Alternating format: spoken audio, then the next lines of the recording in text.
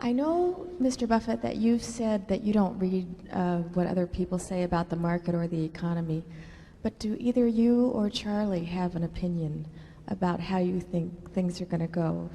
Are you bullish or bearish? You may have trouble believing this, but Charlie and I never have an opinion about the market because it wouldn't be any good, and it might interfere with the opinions we have that are good.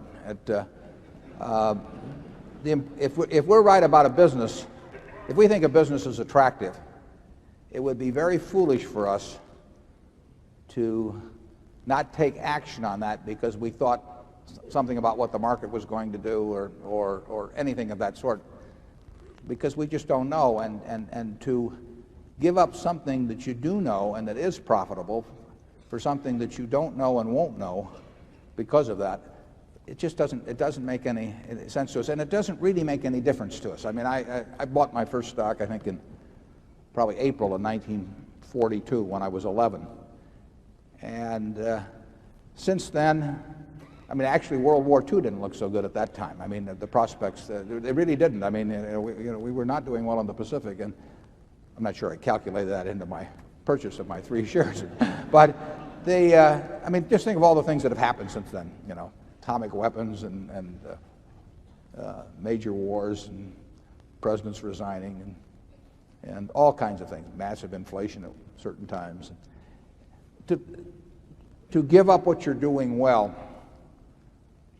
because of guesses about what's going to happen in some macro way just doesn't make any sense to us. The best thing that can happen from Berkshire's standpoint, we don't wish this on anybody, but over time, is to have markets that go down a tremendous amount. I mean, we are going to be buyers of things over time. Now, if you're going to be buyers of groceries over time, you like grocery prices to go down. If you're going to be buying cars over time, you like car prices to go down. We buy businesses. We buy pieces of businesses, stocks. And we're going to be much better off if we can buy those things at an attractive price than if we can't. So we don't have any fear at all. I mean, what we fear is an irrational bull market that's sustained for some long period of time. You, as shareholders of Berkshire, unless you own your shares on borrowed money or are going to sell them in a very short period of time, are better off if stocks get cheaper, because it means that we can be doing more intelligent things on your behalf than would be the case otherwise. But we have no idea and we wouldn't care what anybody thought about it. I mean, most of all ourselves. I mean, Charlie, do you have any? No, I think if you're agnostic about those macro factors and therefore devote all your time to thinking about the individual businesses and the individual opportunities, it's a way more efficient way to behave, at least with our particular talents and lacks thereof.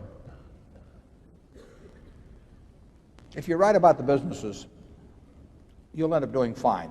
We don't know, and we don't think about when something will happen. We think about what will happen. It's not so difficult to figure out what will happen. It's impossible in our view to figure out when it will happen. So we focus on what will happen. This company in 1890 or thereabouts, the whole company sold for $2,000. It's got a market value now of about 50-odd billion.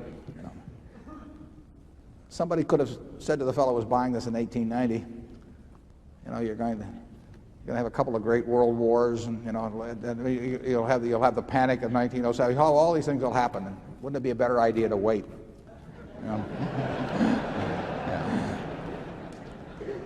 We can't afford that mistake, basically. Yeah.